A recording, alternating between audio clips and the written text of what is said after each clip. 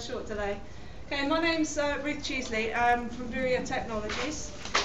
I'm going to be talking for about the next half an hour, 40 minutes about the use of microdata, authorship and Google Plus to improve search engine optimization, to help you develop your brand, the brand of your company, the brands of your clients. I've got a little confession to start with. I came up with this awesome idea of having a game when I submitted the presentation, but I couldn't actually fit it all into the time slot we had. So we're going to cover the content, but we're not going to have the fun game. Maybe next year. Maybe next year. Also, I'm just getting over bronchitis. If I start coughing, you don't need to call an ambulance. It'll calm down, so just bear with me. So why should you pay attention to this talk instead of wish you hadn't had that extra beer or whiskey or whatever last night? Falling asleep in the back corner. Well, really I think that microdata and authorship is the way that search engines are going. It's really important that we start to embrace this technology. Ultimately, most of us are here because of money, in some way, shape or form.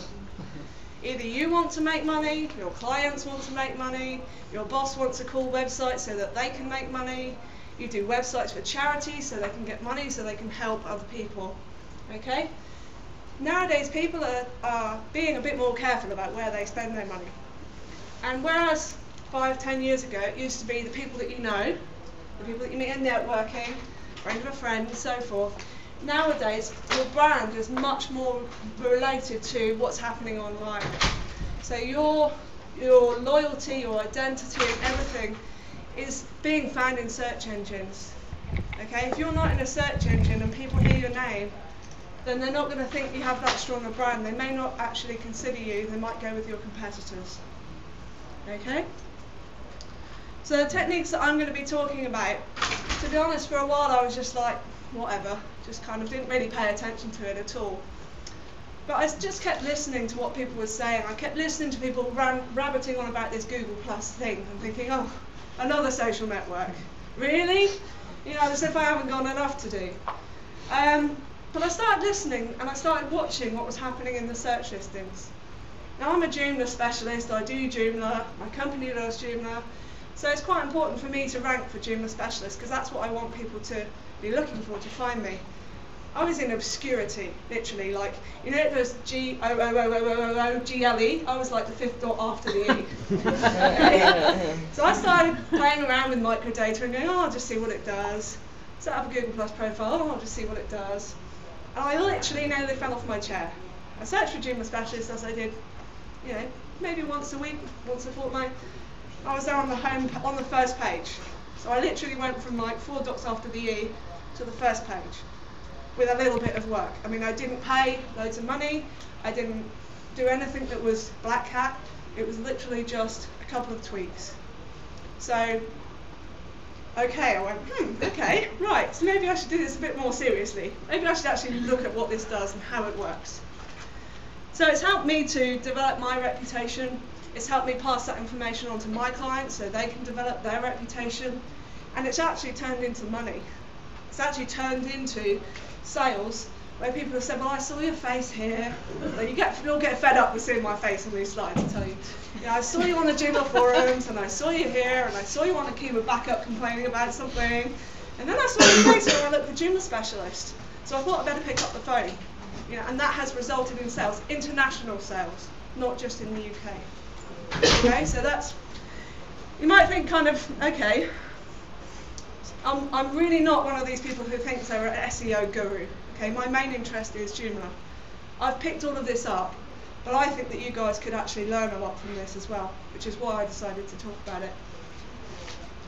So, why did I want to talk about this at the Joomla World Conference? Well, to be honest, Joomla is a bit like my school reports, not the one that says you shouldn't talk so much, but the ones that say it could do better. Okay, so I see quite a few people nodding.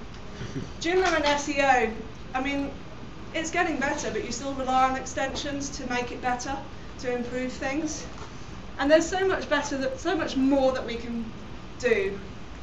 And I've been really struck by talking to web developers, well-respected web developers, who when I say microdata, they kind of go, oh, and they just haven't really engaged with that part of web development and markup. And I'm not necessarily a developer, I'm more of an implementer. But I came across this, suddenly shot to page 1 and went, whoa, okay, this is powerful, I want to know more about this. So that's what led me to talk about this at the conference. So, let's get started with microdata. Before you read about this, how many people in the room knew about microdata? Okay, fair few, that's great. So I'm just going to go over a little bit about what microdata is, where it's come from, and how we can use it. Okay? So it all starts with semantic HTML. Semantic HTML came about quite a long time ago, and it gave us the ability to actually structure our content. So hopefully, most of the people in the room are using H1 for the main headers, H2 to structure your headings, P tags to give you paragraphs. Well, that gives the search engine some information about the structure of your website, but it doesn't give it any information about the context at all. It just tells it that this is a heading, this is a paragraph, this is a list. It doesn't tell it anything about what's actually contained within that. So if I'm searching for avatar, or I'm writing an article on avatar, there are so many things that could be about. It could be about a really cool film, which is my favourite film of all time. It could be about some melodic death Swedish band called Avatar. I've never met anyone who knows who they are, anyway. There's an animated American series, which I didn't know about before I researched this. An avatar from one of the old games, I think it's Ultima Online, was a character in Ultima Online. Or maybe the one you're going to get sick of, the avatar on the forums. Okay, so there's so many different things that you could be meaning by avatar. But when a search engine bot reads that page, it doesn't know what you're talking about. It hasn't got any way of figuring that out. What microdata lets you do is to say, actually I'm talking about a music band. Actually I'm talking about a movie. Actually I'm talking about a character out of an online game. So it gives you the ability to push that information into the search engine and to give it that contextual information. So now the whole content is king thing. For me, content plus context is king. And I believe this is the way that search engines are going to be going. So we need to start listening and making changes now. So when I started finding out about this, I kind of felt like, oh my god, here we go. As if I haven't got enough to do like responsive templates and accessible templates. It was a bit like another thing to do. Oh, for God's sake. Yeah, I really did just think, what is the point? And some of this microdata can be a tiny bit complex. But then when I saw myself on page 1, I was like, okay, maybe it's worth it. So I do think this is one of the things that it is worth taking the time to actually find out a little bit more about and implement it. So let's have a look at some rich snippets in action. Rich snippets is when the search engine actually takes this data and does something with it. So you can push all the data, it might not do something with it right now, but down the line it might. So these are just things that I searched for on Google basically. And there's a rich snippets testing tool here if you want to scan that code, or you can just search for rich snippet testing code that lets you chuck a URL in and see what rich snippet it can see. So it allows you to see if there is any information, extra information. So we've got a video at the top, Joomla. If you haven't seen it, it's awesome. Have a look at that video. It tells you, oh, sorry, wrong button. It tells you how long the video is, when it was uploaded, and who uploaded it. So that information is appearing in a normal Google search. So I'm just searching for Joomla, and that information comes up. And you can specify what thumbnail comes up as well, using microdata. So you can actually tell it which thumbnail to use. This is a personal page. So this is my eAcademy profile. eAcademy is a business network. Because this is hooked up with me as the author of that page, it puts my lovely avatar on there. I told you it would be fed up. My name, which links to my Google Plus profile, and it also tells you how many people have me in their Google Plus circles. So it gives you an idea of how well known that person is, how respected or what have you they are, or how many circles they're in, depending on how you want to look at it. Street waffle recipe. Yay, I got it into my presentation. So this tells you, it gives you a photo of the street waffle, it gives you the rating, so that's 5 is the rating, and 3 people have reviewed it. It tells you how long it takes to cook, so by the time I finished, we could have made street waffles. But it also tells you how many calories, so maybe not 609 calories per stroop waffle. Wow. Maybe we should have done the performance one this morning. Yeah. And the other type is reviews. So if you've written a review and you've given something a rating out of 5 or 10 or whatever, it shows the rating, it shows who's done the review. So you can quickly see if that's a person that you respect or if it's somebody you've never heard of. Okay? So this is all being done now. These websites are actually using this information and pushing this data now. So if you're not, and that's your competitor, enough said. Okay? So that's rich snippets. Give me a sec, sorry. It also allows you to stand out from the crowd. Now I was saying about being on page 1 of Google. This is page 1 of Google for Joomla listings, for Joomla specialist, okay? Which one stands out? Yeah? Just by adding that rich snippet, my picture, my name and my Google Plus circles, that really, really stands out. If none of your competitors are doing this, if none of your clients' competitors are doing this, imagine what a difference this can make just by adding a few lines of markup to your website. So this is authorship data, which we'll talk about in a minute. Okay. So, in 2011, the unthinkable happened. 3 major search engines said, hey, we're going to do something together. Okay? 4 actually, because Yandex, a Russian search engine, they joined in later. They said, we need all of this information, but the webmasters are just giving it to us however they feel like it. You know, it's not really working. There's no kind of structured way of giving us this information so that we can do something with it. So they came up with schema.org, which is a website that has a list of schemas, different ways of describing things, okay? And all of these search engines have said, we're listening for this information. We're listening for it in this format, please. Thank you very much. And you can also use RDFa, which is another type of micro format you might have come across. You can still use Open Graph, you can still use other types. But given that the top 3 search engines have said, we're listening for this, that's the one that I would go for, personally. Okay? So, what does schema.org do? Well, it gives us a whacking great big list of different ways of describing things. There are so many things that we might want to describe. I'm not going to go through them all. we could be here forever. But basically, these are the different categories, the broad categories that the schemas are described in. So creative work, product, intangible item, medical entity, place, event, person and organisation. Each of these, except for person, have a whole ton of other sub-schemas underneath them. So places has things like government place, local park, etc. And so you might have different ways of describing one place compared to another place. So you guys can go and look at your heart's content at this website, because there is just so many different ways of describing things. Just as a quick glance, this is what the creative work one looks like. So in this you can immediately see some of the things that we might want to use in Joomla. Article, blog. If you've got a book site that's reviewing books, you can put the ISBN in and that'll push that to Google. Comments. So if you're using a comment extension, it can tell a search engine that this is a comment that's being pushed. And so forth, map, movie, etc. So it is quite in depth. If you suffer from insomnia, so how do we use it? Any of you who've looked at basic HTML, it's just another bit of code to put into HTML. Okay. So firstly, we need to define the schema. So we need to say, I'm telling you about an item. Oh, and by the way, this item is a movie. Okay. So the first thing we do is tell it with this this div is about an item, and it's this type of item, which is what this bit does. Item scope and item type. And you then tell it what part of that item you're describing. So if we're looking at a movie, you might be talking about the director, or you might be giving it the name of the movie, or you might be saying these are the actors. So that's what comes in the property. Item prop equals actor, item prop equals director. Okay, and it's all laid out in schema.org. So, using that as an example, let's have a look.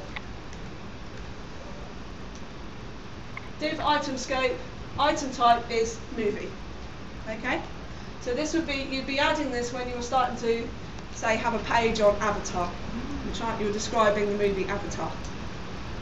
Your item prop name is where you're saying, I'm talking about a movie, and this is the name of the movie, Avatar. Okay, and you can still use your H1s and your spans and all of that wonderful whizzy stuff to actually make it look pretty and what have you. Now we're talking about the director, okay, but the director is also a person, so you can nest statements within it.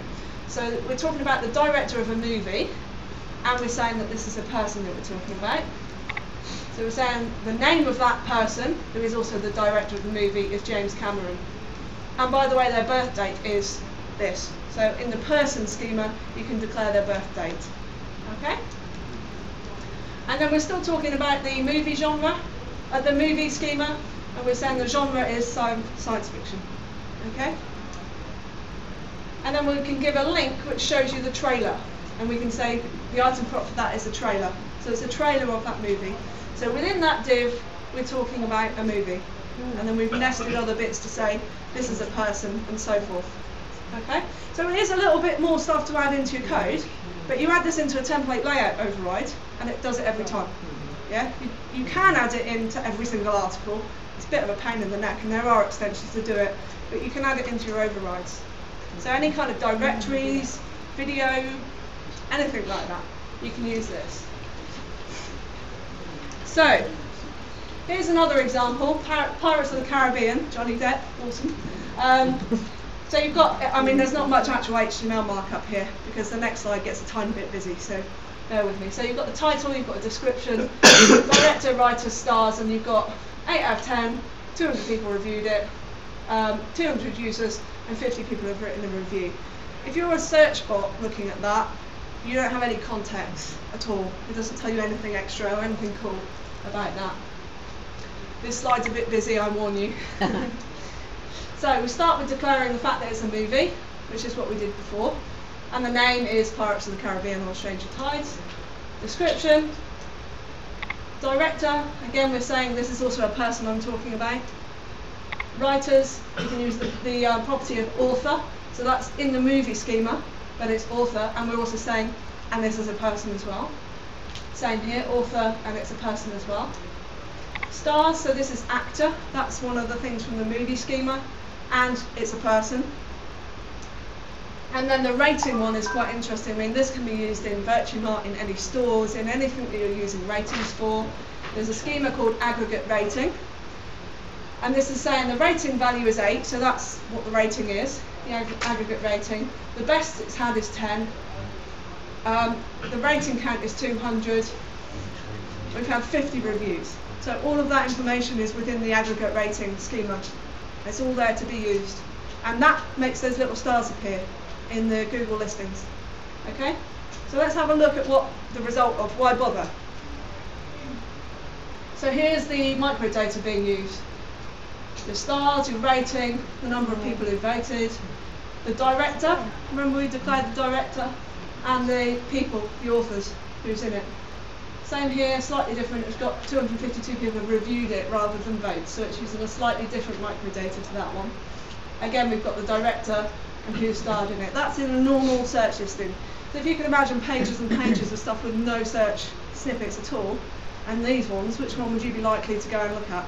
Yeah. If you do that with your products, if you do that with anything that you can rate, then it's going to be, don't be tempted to spam it. When it first came out, people did start spamming it. Google's got a bit clever about that, and they just won't bother looking at your data. But it's really awesome. The new thing, I don't know if any of you have seen Google Knowledge Graph. When you're giving it this information, it goes, oh, Rob Marshall. There's something about him on Wikipedia. It picks all of this up from Wikipedia. So it picks up the title, picks up the image of the movie, the director's name. These other bits and pieces are from Wikipedia, and it picks up the cast down here. Okay, so all of this data is being used and shared, and just a kind of a more joined up way of working, basically. A more joined up way of sharing the data that you know about whatever it is that you're putting into search listings. Can I ask a question? Yeah. What happens with someone called Jem Smith? Yeah. Something? I'll show you that when we talk about authorship. I mean with common names. Yeah. I'll show you that when we come to authorship. The overrides, do we apply them to the categories, to the article? Anywhere that that's being rated, okay? Anywhere that the information is relevant. Okay? So, authorship is something that is what actually got me to page 1 of Google. Okay, so authorship is a particular type of microdata, which is really important if you're trying to develop your reputation, your brand, if you are a writer, if you contribute articles anywhere. Authorship is something that you need to be paying attention to, and for your clients obviously as well, because they might be wanting to become, I mean, I've got somebody who wants to be known as the go-to person for concrete, you know, so I have one of those too, go figure. There we go. So, what is authorship? Let's have a quick look at authorship. So this is an article that I've written on the Joomla community magazine. Okay. At the top is my name, and that hyperlink links to my profile. So this is my profile page, and then underneath that it lists all of your articles that you've written. Now this links my name with my Google Plus page. There's a link there to my Google Plus page. Okay? And the way that Google establishes the author of content is through a reciprocal link to the contributes to section of your Google Plus profile. If there is a reciprocal link between where you write the content and this part of your Google Plus profile that contributes to, then it will attribute it to you as an author, or your client, or whoever it is that you're helping with their optimization. So it sees this link, it sees it's in here, it hooks up the two people, and then you get shown as the author. Okay? So this is where you can get over the thing of people having the same name. They won't have the same Google Plus profile. Okay? And you have to add it to your contributes to section. So you have to actually make that change. And it needs to be a reciprocal link. And the changes in Google Plus and in the Google Plus profile? In your Google Plus profile, when you go to the About Us section, there's a bit called Contributor To, and anywhere that you post on the web that you want to be hooked up with your Google Plus, if you don't want this to happen, you can say to Google, I don't want this link to happen. So you can be anonymous if you so desire. But for most of us in business, we actually want to be credited with the authorship. And this is actually a very new thing, is the author rank, in that if the article is linked to a person, it will start to rank higher than stuff that isn't. Okay, so if it's linked to you on Google Plus, then Google knows that that's a reputable source, and it knows that you've written it. So it is starting to uplift those. Yeah? So what about like Bing and Yahoo? They don't bother with Google Plus. They don't bother with Google Plus, but they are doing the authorship markup, not in the same way as Google Plus. And given the market share of Google as opposed to Bing and Yahoo, Google is what I'm focusing on. Right, but I'm wondering, is there something we should be doing in Bing like we do in Google Plus? Bing and Yahoo are tending to be more about social signals rather than authorship. So they're tending to be more about who shares your content on Facebook. Funny. Surprising, not. Yeah? Does this work the same with entities? Like Sorry? if you create a Google Plus page for a business, could you run No. the same way? No, it's to do with people, not businesses. And a Google Plus profile can only be created by a person. A page is for your company. So this is more, however, on your Google Plus profile, which we'll look at in a minute, it shows who you work for, yeah? And it shows where you contribute to. So you can kind of look at someone's reputation by looking at that, okay? And then this is the result. So this article, why you should be paying attention to Google Plus in Google listings, okay? Because it's hooked up in this way, this reciprocal way, my picture appears, my name appears, in 736 Google circles, so it's going up. And More by Ruth Cheesley only appears on google.com. So we haven't got that in the UK yet. On google.com, that allows you to do a filtered list of all the articles that I've written.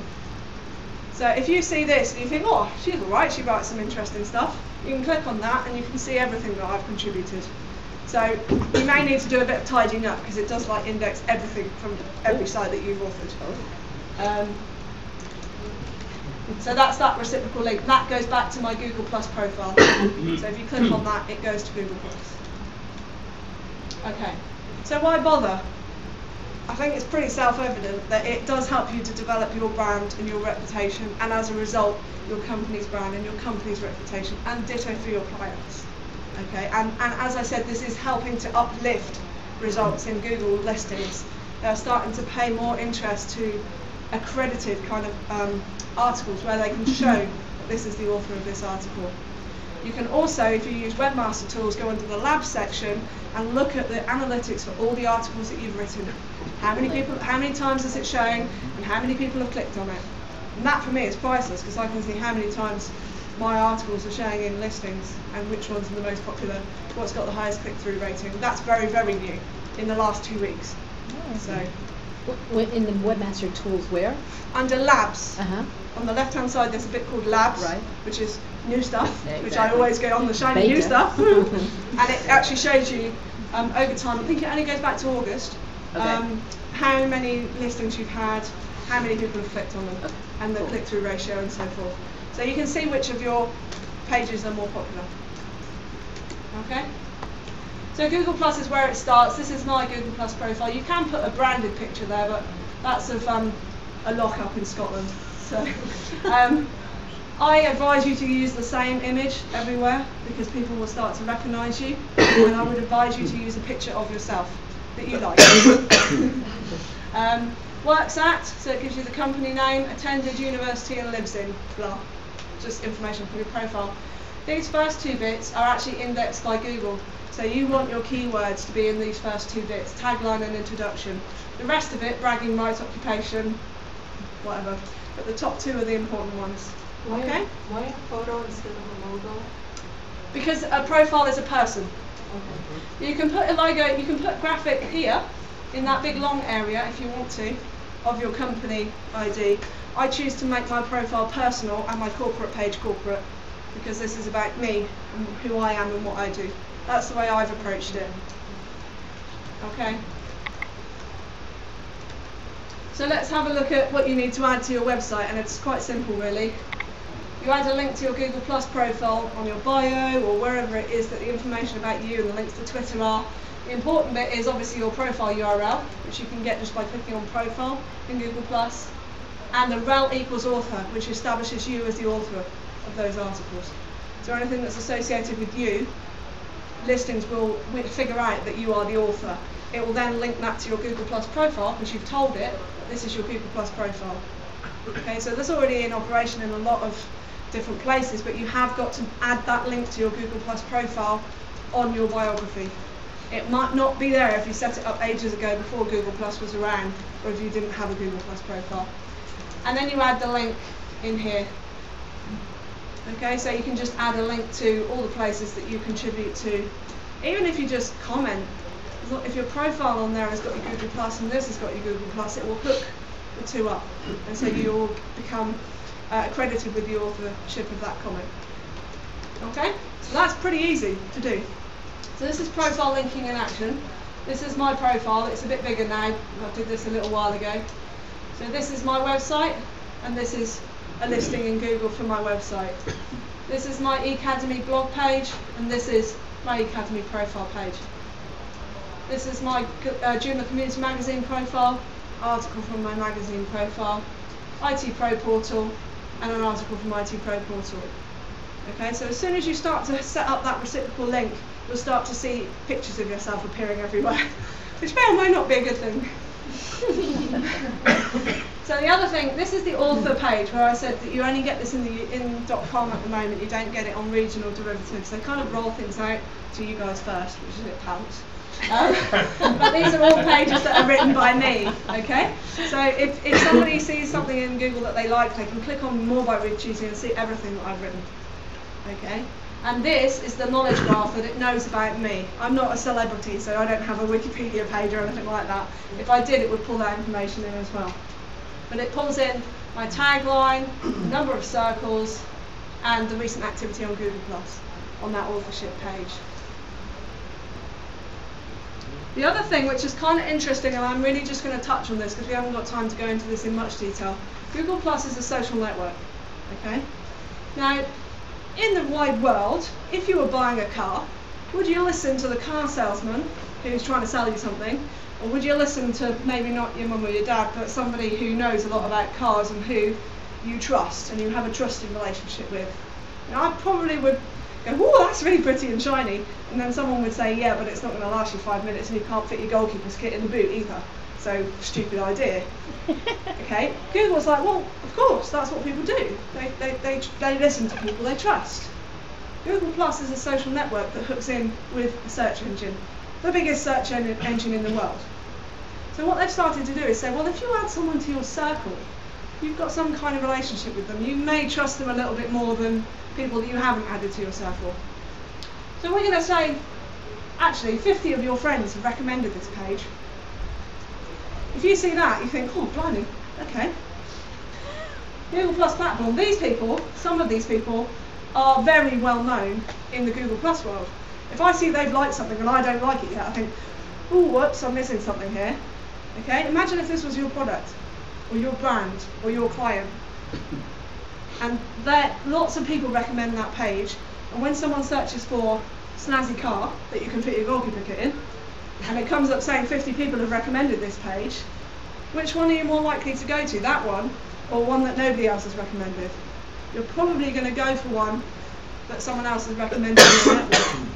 And so these are starting to, like the authorship stuff, starting to creep up higher than stuff that hasn't been recommended.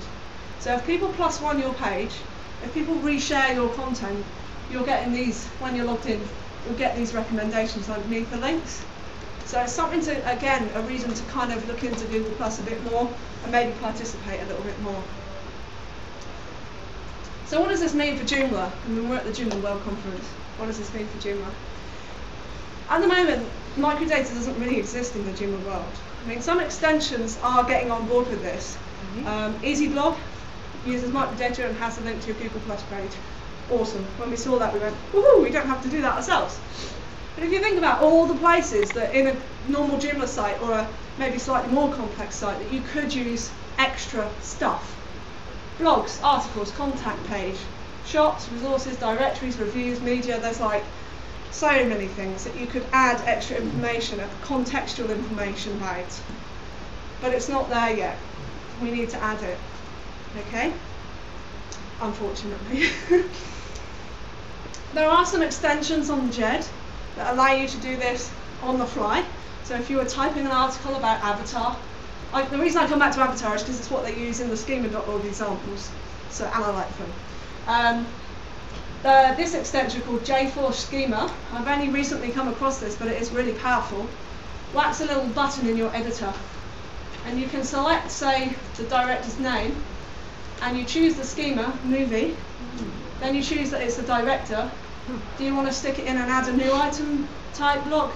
Do you add a new div or a new span? And so forth. And the pro version creates tokens that you can whack into your template overrides. One line, little in parentheses, that lets you put the code block in there.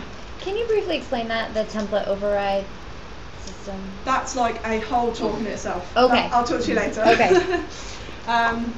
Yeah, instead of hacking the core, you do it in your template file so that you don't, when you update, it doesn't delete the changes you've made. Okay.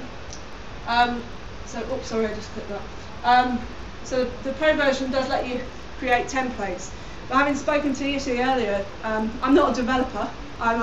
This is a really great idea, no idea how we're going to do it. This could be done in a library, so I've been told, in Joomla, so that you could just pull that information and you wouldn't have to create all of this information. It needs to be kind of added. There needs to be a way of engaging with this, but at the moment it's not there. I'm maybe not the best person to say, do it this way, but I'm kind of planting the seeds of this is what we need to be doing, this is how we need to be thinking. The guy who makes this has also said if you whack that code in, you can have a 33% discount. And I'm not in any way related to it. I just found it and thought, wow, this saves me so much time. Yeah? Does the H1 header in the microdata throw off an H1 header that might already be on the page? Does the H1 add in the Meaning microdata? that we don't want to use a whole bunch of H1 headers on the same page. This doesn't insert H1s. This just inserts the markup for the microdata. So you put your H1 and then within that you put the information about the microdata. So you'd still be responsible for your H1s, H2s, H3s, but you're just adding extra information into the code. Yeah? So you're saying that, okay, you use this and it goes into the HTML of the article, but with the Pro, it can go directly into your overrides for the template. And so, because if you were to upgrade Joomla, it would override all this stuff. You'd have to Not do in it the again. article, but if you did it in the component itself, yes. Okay. But what it also does is it has template overrides that you can push to your template and use those and then edit those template overrides. Or you can just look at it and see what code needs to go in. This is just one way of doing it. Right. You know, there are other extensions. This is just one that I thought, oh, that's really cool. Thank you. Or you can add it yourself. But that's a bit of a grunt and it's a bit of a long way around because you've got to define the schema every time, you've got to put the right item type, you've got to declare the property. There must be an easier way. I'm a really lazy person when it comes to like Joomla stuff. I want a shortcut. But the developers need to know about this to be able to implement it into the extensions that we are using. So any developers in the house, have a think about how we can implement this because it's something that is going to become more and more important and our clients are going to be asking us, why am I not having cool little stars in my search listing? Why isn't my face appearing? And so forth. So when you first got started, were you doing it manually? When I first got started, I wasn't doing it at all. There was no microdata. I saw it being done on a few sites and thought, oh, that's interesting. Added my Google Plus profile, contributes to section. Linked to my Google Plus profile on my all the websites that I contribute to, so what I said about the reciprocal linking, and then that's what made me go straight up. So obviously you have to optimize the keywords, you have to make sure that the titles, blah blah blah, all the other SEO applies. But that's what we've done. We haven't really gone into the reviews and stuff because it's not so appropriate in my experience for my website and my brand. But for our clients, that is appropriate. So for our clients that sell products, yes, you're pushing it through the Google Shopping feed, but if it doesn't change very often, you can add the microdata as well. And you can add things like in stock, out of stock. Yeah, so you can have the microdata in the field in Virtumart that says whether it's in or out, and that field will always be pushed to Google to say, actually this is now out of stock, or this is on special offer. Does that make sense? Yeah? The part about the ratings, it looked like you would manually put in 8 out of 10 or whatever, and then 200 reviews. But the example you showed like 17,000 something reviews. I mean, how does that number change? Where does it pull? When you create the template for Virtumart or whatever it is, there's a variable that you chuck in there. You just wrap that variable in the right code for the microdata. And so it'll say, oh, this is an aggregate rating, and this is the number of people who have done it. And when Google indexes your page, it gets that number because that's what it shows on the website. So it's not something you can manually enter it if it's not going to change, but generally you wrap a variable in those information. The other thing to mention is that unless you're in certain specific settings, you shouldn't be using this for stuff that isn't visible on your page. You shouldn't be wrapping microdata around stuff that can't be visible by a human. There are some examples where you can do that. So it might be that you've got a special offer that ends on a certain day, and you don't want that to be visible to the world, but you want that to be visible to the search engine, so it says special offer until blah. That's okay, but schema.org tells you you can hide this data if you don't want to show it. But if you hide it, it thinks that you're doing something naughty, and you risk losing all of your hard work. So that variable has to be within your page. Yeah. You just got your normal Joomla site, and you're adding stuff to it. You suggest you don't ever ring a variable out from somebody else's, from another website. Oh, what context were we talking about for that? Well, if you own multiple websites, you might want to bring in data from other websites. You're suggesting not to do that. I don't know is the answer to that. If it's something that's on your website that you use for your website, so you might be bringing in reviews from another site or comments from another site, then that's fine. But if it seems wrong to you, if it seems like you're doing something naughty, don't. If it seems like it's okay, it's the common sense test. And SEO, a lot of SEO is if you think it's a bit, then it probably is. You know, either ask somebody. That wasn't the point being. Yeah. That wasn't the point. Okay. Yeah. So I develop websites for businesses. I want to try to sell two businesses in particular. One girl makes cupcakes and sells cupcakes. Another guy cuts lawns and stuff. Okay. They don't want their face on the internet. They want their business face on the internet. So how do I do what you want to do, but have your business more presentable on the internet rather than cupcakes? Cupcakes you could do with reviews of their cupcakes. They might want to share recipes, maybe something exciting like that.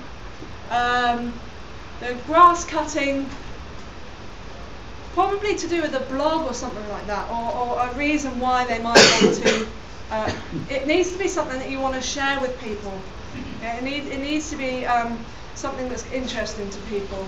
So you need to figure out a way of what information do I want to share. It needs to be changing dynamically as well, I would say. But at the end of the day, it's got to be for Google Plus profile. The authorship has, but the rest of the microdata doesn't. The authorship is kind of really relevant for people who want to be prominent. I still reckon that you should have a Google Plus profile page for the business, but if they're not really engaging in that way, then maybe not. But the microdata is certainly important for your search listings. Okay. I'm just conscious that we're running a bit out of time here, guys, so just as a quick review, microdata lets you add context to your web-based content, okay?